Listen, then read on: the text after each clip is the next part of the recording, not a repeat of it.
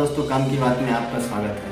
मैं हूं आपका दोस्त रूपराज। दोस्तों, आज हम बात करेंगे अतीक अहमद, जिसकी चर्चा आज पूरे देश में हो रही है।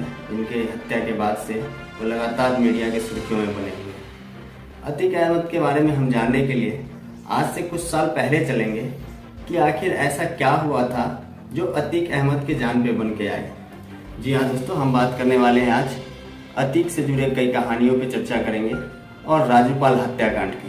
आखिर राजूपाल थे कौन जिनकी हत्या हुई थी 2005 में। आप कहां से आ रहे थे? हम लोग दावत रिजवान के यहाँ दावत देने गए थे। तो फिर कैसे मुठभेड़ कैसे भाई, सामना कैसे हुआ? सामना ये इन लोगों की प्लानिंग थी, पहले ही से इन लोग बैठे हुए थे। अब हम लोगों को कोई जानकारी थी नहीं कि ऐसा होगा हमारे साथ। आपकी गाड़ी देखते हैं उन्होंने? हम बस गाड़ी देखी, तुरंत फायरिंग शुरू हो गई। कितनी लगभग फायरिंग हुई? अरे फायरिंग तो 50 फायर हुए होंगे। तो कौन लोग हैं वो, किनको क्या मानते हैं आप? कौन लोग हैं? रंजिश रही है क्या कि राजनीतिक वो है? राजनीतिक ये यही फूलपुर सांसद करवा रहा है पूरा, कौन? अतीक अहमद। और बाकी चीज़ों पे चर्चा करेंगे बारी बारी से। तो दोस्तों, मैं सबसे पहले आपको बता दूं, अतीक अहमद जो कि प्रयागराज वर्तमान में है, तब का इलाहाबाद का एक नामी माफिया हुआ करता था। ये महज 17 साल के उम्र में गुनाह की दुनिया में कदम रखते हैं। फिर महज 23 साल की उम्र में ही ये प्रयागराज के एक माने में अपराधी के रूप में अपने आप को स्थापित कर लेते हैं। और फिर जब ये माफिया बनने के बाद ये राजनीति में प्रवेश करते हैं। 1989 में ये पहली बार निर्दलीय चुनाव लड़ते हैं और उसमें जीत हासिल करते हैं। फिर 91, 93 ऐसे लगातार कई निर्दलीय चुनाव जीतते हैं। फिर समाजवादी पार्टी से चुनाव जीतते हैं। फिर अपना दल से विधायक बनते हैं। उसके बाद 2004 में ये कांग्रेस की सरकार जब बनी थी, तब समाजवादी के टिकट से ये चुनाव जीत के लोकसभा भी पहुंचे थे। तो दोस्तों, आज मैं आपको बताता हूं कि जब ये 1989 में चुनाव लड़ रहे थे, तो उस समय इनके अगेंस्ट जो लड़ रहे थे उनका नाम था चांद बाबा। उस समय उन्हीं का सिक्का चलता था। तब चुनाव के वक्त ही, चुनाव समाप्त होने के बाद मतगणना से महज 2 दिन पहले एक ढाबा पे अतीक अहमद और चांद बाबा में कुछ कहा सुनी होती है।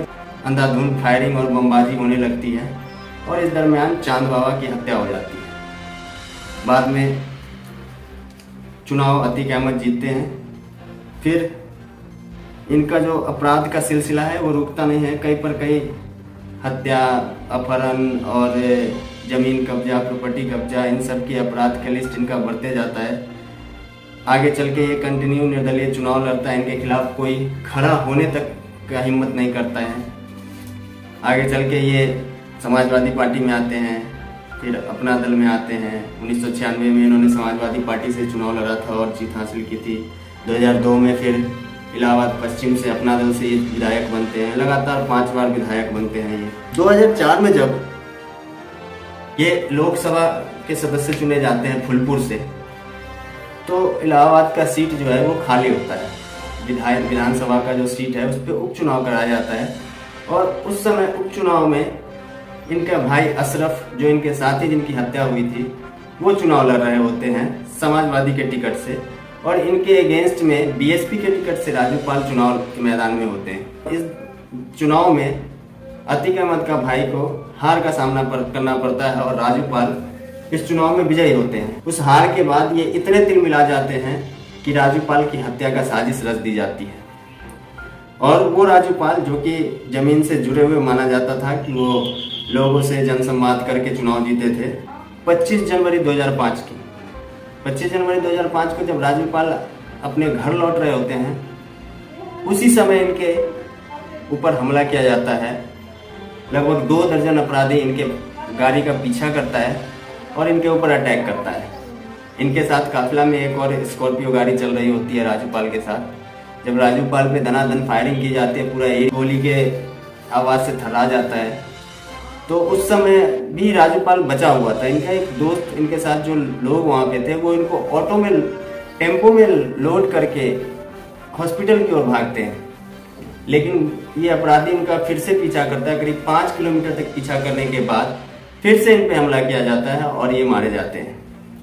ये वही राजूपाल हैं जो इनके भाई को हराया था उपचुनाव में। इसी केस में एक अहम गवाह थे जिनका नाम था उमेश पाल। उमेश पाल जी का भी हत्या भी आप जानते हैं कि कुछ दिन पहले किया गया है। ये इकलौता गवाह थे राजूपाल हत्या के मामले में। और इनका एक बार अपहरण भी किया गया था, लेकिन फिर भी ये अपने गवाही से पीछे नहीं हटे, जिसके कारण इनकी हत्या की गई। इनकी हत्या के टाइम में अतीक अहमद के बेटा असद, जो कि अभी इनकाउंटर में मारा गया था कुछ दिन पहले, गुलाम नाम का एक शूटर था जो भी असद के साथ ही इनकाउंटर में मारा गया था, ये सब मिलके तब परवीन के नेतृत्व में ऐसा कहा जाता है कि प्लान तैयार हुआ, फिर उसके बाद अटैक हुआ, उसमें वो उमेश पाल मारा जाता है, उसके साथ 2 पुलिसकर्मी मारा जाता है और यहीं से शुरू होता है अतीक अहमद का पतन का समय। दोस्तों, अब जैसे ही मतलब कि अतीक पे शिकंजा कसना चालू हुआ था, जैसे ही हम लोगों के अंदर विश्वास जग रहा था कि अब सरकार कुछ करेगी, अब योगी गवर्नमेंट है तो जरूर इनके ऊपर कार्रवाई होंगे, तो धीरे धीरे जितने भी उनके सताए हुए लोग थे वो सामने आना अचानक शुरू हो जाते हैं। जिनके ज़मीन पे कब्जा किया गया, जिनके घर वालों को मारा गया, जिनके घर वाले को करंट लगाया गया, जिनके ऊपर गोली चलाई गई, बहुत ऐसे अधिकारी भी हैं जो जिनको धमकी दिया गया था, थ्रेट दिया गया था अतीक अहमद के बारे में, उनके भी इंटरव्यूज वगैरह टीवी पे आने लगे हैं। इससे पता चलता है कि वो उसका अपराध का ग्राफ कितना ऊंचा था, वो कितने बड़े लेवल का अपराधी था। उनके जो हथियार होते थे ऑटोमेटिक होते थे, जो मतलब कि विदेशों से मंगाया जाता है। ऐसा अभी मीडिया रिपोर्ट्स में आ रहा है कि इनके हथियार पाकिस्तान से आते थे, कश्मीर से, पंजाब से लाए जाते थे। बहुत तरह की थ्योरीज अभी मीडिया में घूम रहे हैं, उस पर पुलिस जांच कर रही है। तो जो फाइनल चीज़ जो आती है निकल के, वो पुलिस और सरकार के द्वारा बताई जाती है। इस बीच इन दोनों की हत्या, दोनों भाइयों की हत्या जो हुई है, उसके तीनों अपराधी को पुलिस ने पकड़ लिया है। उनके हत्याकांड को मीडिया में दिखाए जाने के बाद लोगों के अंदर कॉन्फिडेंट आया है कि अब कितना भी बड़ा माफिया हो, उसके ऊपर सरकार कार्रवाई करने के लिए तैयार है और कर भी रही है। और जितने भी सताए हुए लोग वो धीरे धीरे बाहर आके अपना बयान दर्ज करवा रहे हैं, अपनी व्यथा बता रहे हैं कि उनके साथ कैसे हो रहा था। ऐसे में कई परिवार हैं, जैसे साहू परिवार थे, सैनी परिवार थे, ये सब आके अपनी खुशी जाहिर की है कि इनके हत्या के बाद कि भगवान के घर में देर है अंधेर नहीं है, न्याय सबके साथ होता है और वही हुआ है। और धन्यवाद योगी जी के, हम धन्यवाद जैसे बोले कि हम इनको मिट्टी में मिला देंगे, मिट्टी में मिलाते हैं, हम मिला देते हैं। 3 बजे सूचना मिली, हम लोगों की कलेजा इतना ठंडा हो गया। धन्यवाद योगी जी, आप धन्यवाद हैं, आप ऐसा मंत्री कोई नहीं। दोस्तों, अब बात कर लेते हैं अतीक के फैमिली के बारे में। अतीक के फैमिली में अतीक के 5 लड़के थे। अब वर्तमान की बात करें तो अतीक अशरफ के साथ साथ उनके बेटे भी इस दुनिया में नहीं रहे। बचे 4 बेटे में कुछ जेल में है तो कुछ बाल सुधार गिरी में है। इनकी पत्नी शाइस्ता परवीन फरार चल रही है। इस उमेश पाल हत्याकांड से जुड़े बहुत सारे लोग हैं जिनकी अभी भी पुलिस तलाश कर रही है और जगह जगह छापेमारी की जा रही है। तो इनसे जुड़े और भी जितने भी तथ्य सामने आएंगे, जितने भी सूचनाएं सरकार या पुलिस द्वारा जारी की जाएगी, उन सब का विश्लेषण लेके हम आपके सामने फिर से आएंगे जैसे जैसे अपडेट आएगा और आपके साथ डिस्कस करेंगे।